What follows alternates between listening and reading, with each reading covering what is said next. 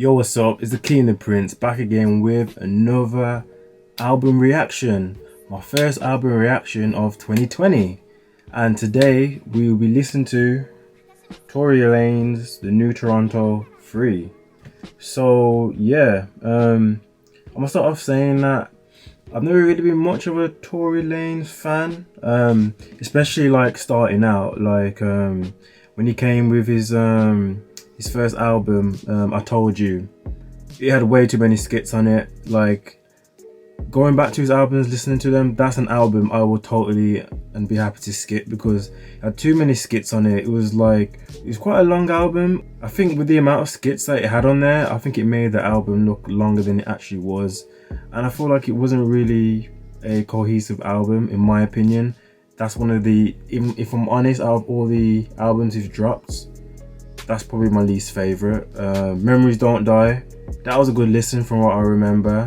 I Love Me Now, I actually like that. I think that was where I really started like fucking with Tory Lanez, to be honest. Like, so yeah, within the last like couple of years, he's I feel like he's improved a lot.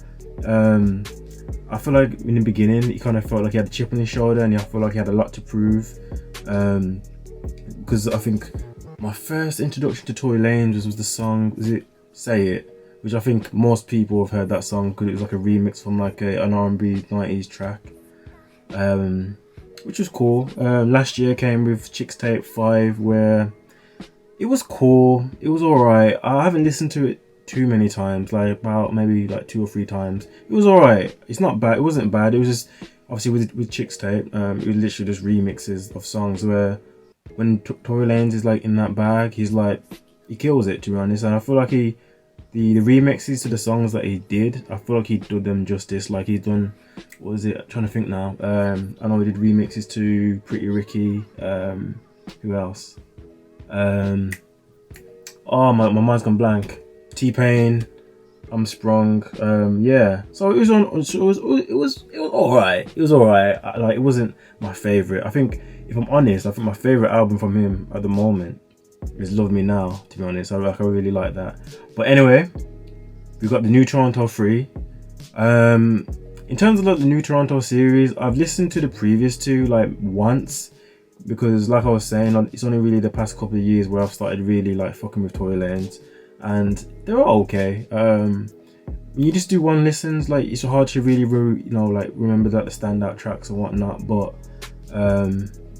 yeah, and obviously he's got his Chixtapes where I've listened to those too, but like I was saying, like it's really just been once. I'm interested to see what Tory Lanez is going to bring to the table, to be honest, because with the Chixtape, that's more when he's in his like R&B bag. So I'm going to assume with the new Toronto, he's going to be on his more rap shit, and which that's where I kind of appreciate Tory Lanez more for, to be honest, because yeah, he's good with the R&B shit, and he's good, and he's versatile, but when he's rapping, like he's dope. He's proper dope. The good thing about this album is that, well, album mixtape, like I don't even know what a mixtape even is at this point in 2020. It's all the same thing, but we've got how many tracks? 16 tracks, 44 minutes. I like that. Any album that comes over, like if it starts touching the hour mark, I don't know, man. I don't like having album experiences that are like over an hour, especially to react to. Like that shit is just like, boy, it's long. But I appreciate that actually. It's just under an hour, which is good. So track number 1, we have Pricey and Spicy.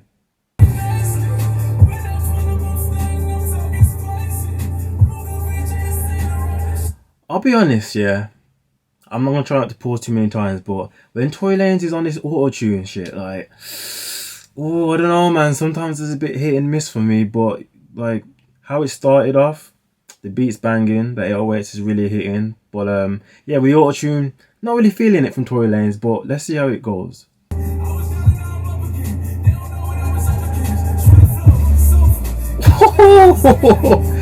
Okay, I'm feeling this though. I'm feeling it now. I'm feeling it still. Yo, this beat's hard. Okay, you know what? For a first track, actually, into the album, that wasn't too bad.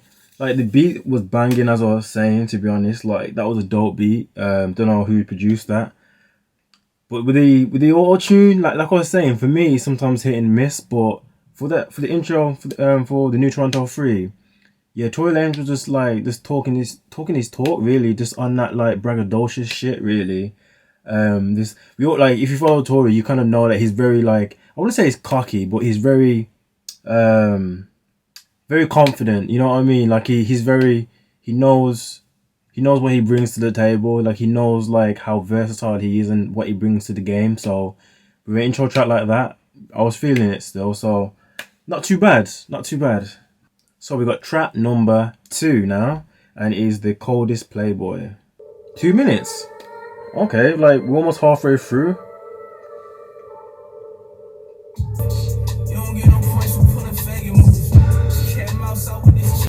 That track is short. I'm not too sure what to really make of it, to be honest. Like halfway into it, like it was just kind of like leading up to like Tory rapping, and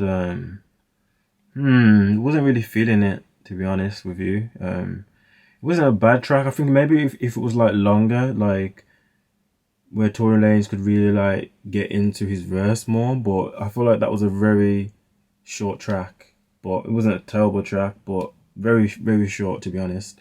Track number 3 now is called Stupid Again.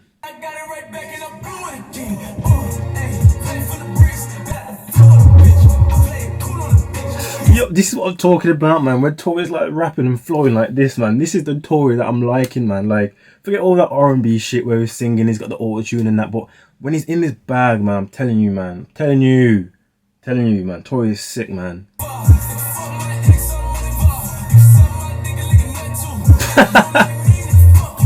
Stupid Again. I think it's probably up to him now. Probably one of my favorite tracks, even though we're 3 tracks in, apart from the intro. I kind of feel like the vibe that I'm getting so far with this album, even though we're just 3 tracks in, is that Tory's like on his like braggadocious shit, like, and I feel like that's where you kind of get the best of Tory, when he's just like, because he's living his best life. He's just really just like flexing, basically. He's just really, really flexing and just really just showing what he's bringing to the table, essentially. Track number 4 now is 10 Fox with Mansa. Whoever that is, I have no idea. I don't think I've ever heard of that person before.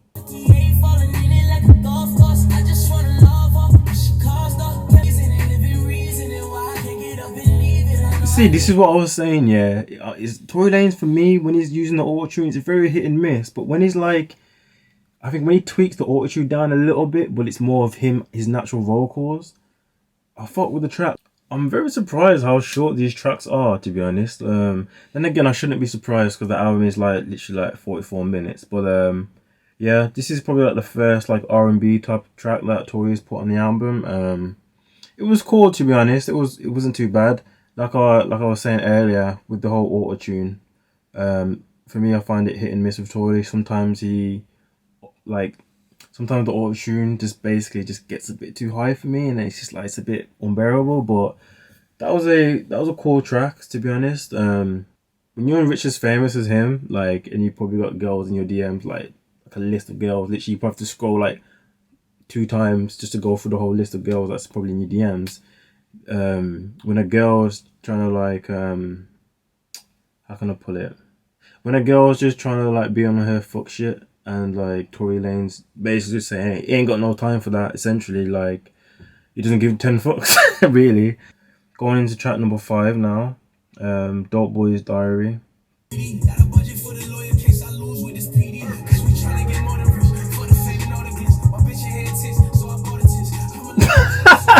Wait. Did he just say my bitch had no tits, so I bought her tits? Okay.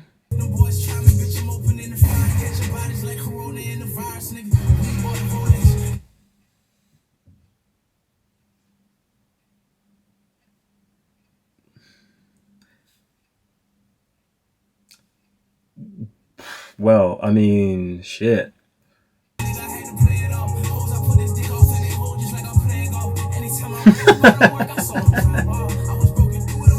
Put my dick in a hole like I'm playing golf. Dope Boy Diary. I think it was just another cool track, to be honest. Like nothing, it's just nothing crazy to me. Like the beat was like very, like a typical, not typical beat, but it's like it was nothing.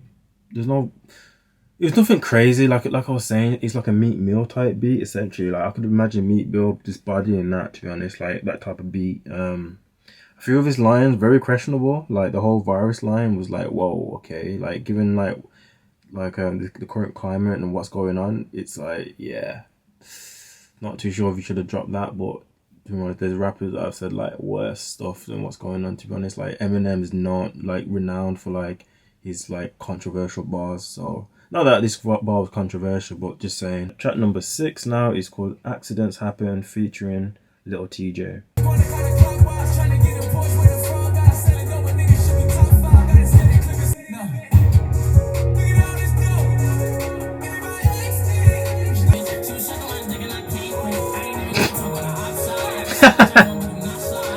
Okay, so I'm gonna be like completely honest, yeah. I wasn't feeling that track at all. And what I realized with doing this whole reaction shit on YouTube and like especially like with, you know, people commenting and, you know, people having their own taste in music and that. Music is very subjective, you know what I mean? Things that I like, people won't like, people that I like, people other people might like, but when it comes to that track though, I was not feeling it at all. I kind of feel like tracks like that when Tory's rapping fast and with the auto tune as well on top, it makes it difficult for me to hear what he's actually saying unless I really listen very carefully. And when you got like a beat like that where like the 808s are like really bumping, you know what I mean? And like it's a very like loud like instrumental, you know, just turns with the drums. It makes it difficult to really understand what Tory Lanez is saying, and you really have to listen. I don't want to just sit there and just, you know, you can just sit there, you know, nod your head to the beat, but not really listen to what I'm saying because you're feeling the beat more than what he's actually saying. And I feel like that was that type of track. And Little Tjay, his feature, don't think it really added much to it personally. Same again, really like when he was like rapping with like fast with the auto tune as well. Yeah, I just didn't feel it, to be honest. Like it's probably the first track so far where it was just a no from me, but you know, maybe it could grow on me in future after another listen. I don't know, but so far that's probably my least favorite track on the album. We got track number 7 now, called "Broke in a Minute." I ain't been broke in a minute, don't get it fitted, so I put bow in a bit. Damn, I ain't been broke in a minute. Yo, now we're talking. Now we're talking, man. When the beat just matches like Toy's flow as well, and it's just like when you're just flowing on it. Oh shit, man. Yo, this has got me hyped. This when I get hyped like this, you know that I'm feeling the track, man. Like, yeah, okay, here we go. Sorry, carry on.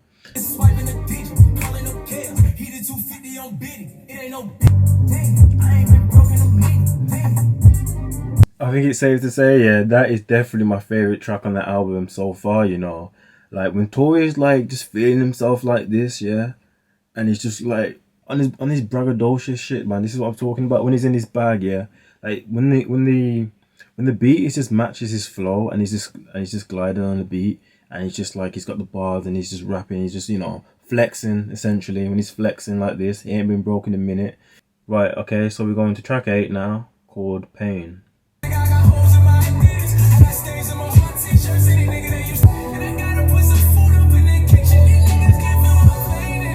Yeah, although I don't think that's a track that I'll probably revisit again. I do appreciate tracks like that because you can feel that Tory Lanez is just kind of like pouring his heart out on that track, just talking about his struggle really, and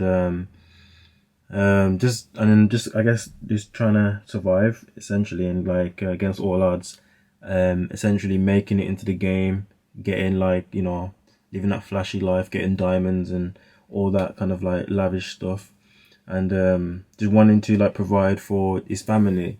And on the cover, I'm assuming it's his kid, to be honest. Yeah, does he have kids? I think he's got kids. I'm assuming it's his kid. And you got his kid just kind of like on his shoulder, and you got like the chain on it, and like yeah, just him on that track and just him talking about the pain, the struggle that he's kind of had in the past and overcoming that struggle and being able to provide for his family now. So we got track number 9. I always end up losing my count, to be honest, because These tracks aren't even numbered, so I'm literally having to try to like remember. I think it's track 9. Track 9 is called Adidas.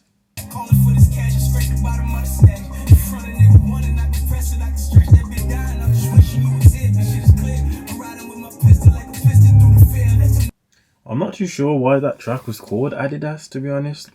I'm not too sure what I'm missing from that, but yeah, there's another track Tory just rapping about his life.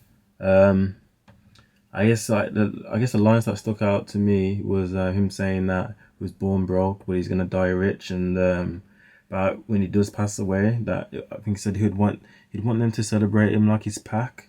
And one thing for sure though of this past year with like Nipsey Hussle and like Kobe and who else, like Pop Smoke recently as well, like people don't give you flowers like while you're still here, to be honest. And it's a shame that it goes like that, but that's just the reality really. Like people don't really respect you when you're here. I'm not saying people don't respect you, but especially like in entertainment, like when you're somebody who's known, and people don't give you the recognition or give you give you your props essentially, like for your impact of whatever area of your career you're in, whether that's music, whether that's sport. So we're going into track number 10 called Who Needs Love.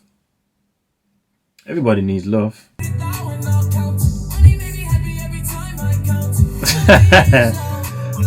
Well, I mean, money makes you happy, but that's the thing, innit? Like, money, love, what do people want, really? Like, if you had to choose.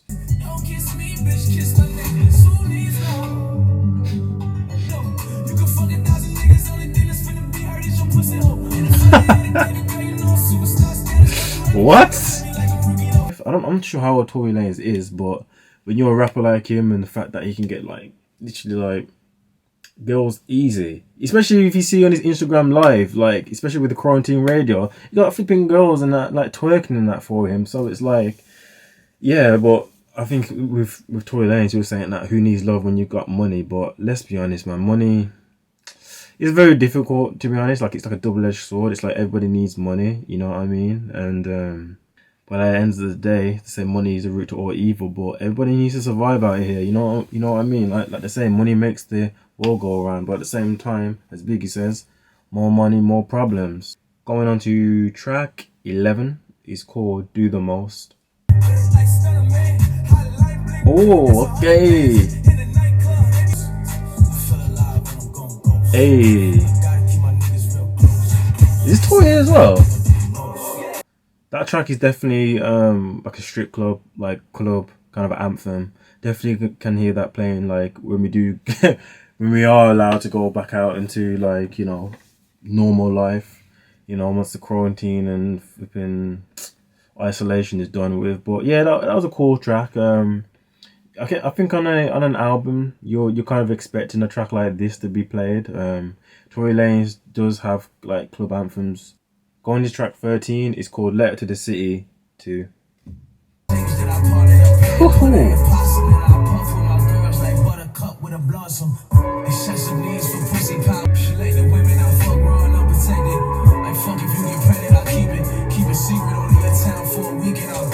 know about that.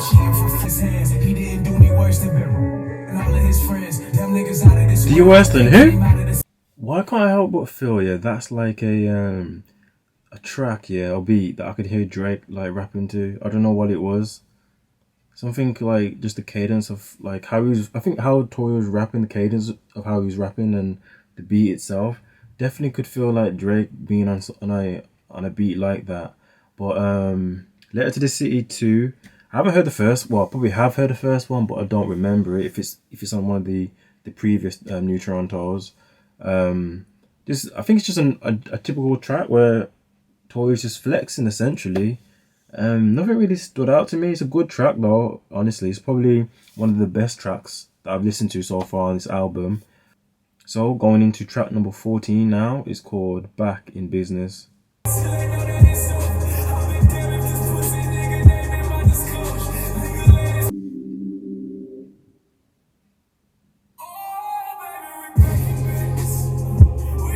wasn't a bad track, but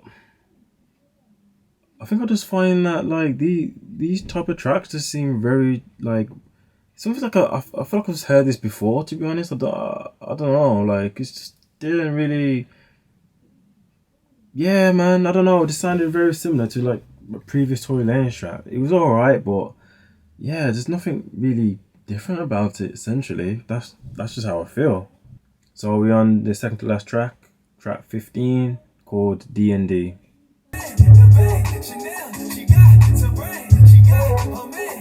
I'm just gonna say my thoughts to the end. To be honest, isn't really much really to say about that track. Essentially, just yeah, it sounded like it's another typical Tory Lanez track to me. But yeah, so we're going into the 16th and final track called Message for God's Children.